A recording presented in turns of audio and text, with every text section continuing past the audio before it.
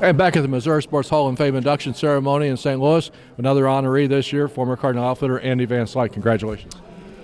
Thanks, Rob. It's never thought this day was going to come because obviously I spent most of my career outside of St. Louis, but the 4 years that I was here has really been great memories, and obviously I'm very honored. And I think the fact that you remained living in St. Louis, been involved in the community, obviously people remember you and recognize you when you still go out and about.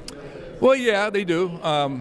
It's really amazing how you get a generation a little bit younger than yourself, and they tell you stories about when you were playing. I'm like, you were a little 12-year-old or a 14-year-old kid. How do you remember that? And it just goes to show you the kind of fan base St. Louis has. I think part of the reason you're being honored, of course, is for your long broadcasting career and that radio show in particular that you did with a certain co-host for a number of years. No question. I just wish they could have paid you more and we would have done it longer. That would have been nice. Or also, of course, another thing might be the book that we co-wrote. No question. I think the book finished somewhere 121,000th on the list, so it did well. Well, it would have been a movie. It would have been a movie had the Cubs not blown it by winning the World Series. No question. In reality, no question about it. But I still think it's a great book, and the Cubs did blow it, but that's the Cubs. They seem to blow everything except every 100 years. You still stay in the community. You're still involved around baseball and follow a lot of baseball. What do you think of the current situation? I know you've been through some of these labor discussions in the past during your career. How's this all going to work out? This particular labor situation scares me a little bit because I don't think there's an appreciation for the history of what past players have done.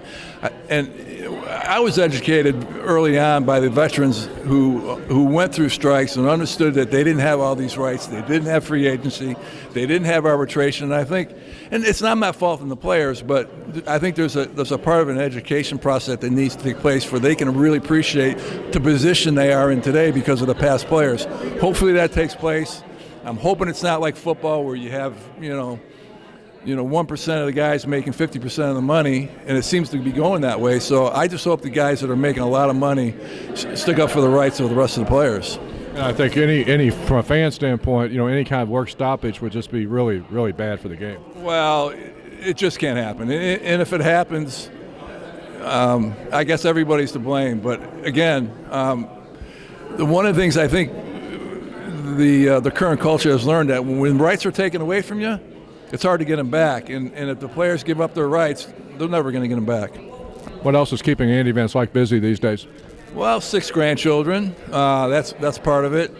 I do some teaching, but also involved in prison ministry, and that's been like 2 years, but it seems to be accelerating, and things are getting exciting. And because of COVID, a lot of things had to slow down because we weren't able to get in the prison, do some classes. But I think we're out of the starting gate, and we're around the first corner. So we're just waiting for those 3 corners to come together. Well, congratulations for that. Congratulations on going into the Hall of Fame. Thanks for the visit. All right, thank you.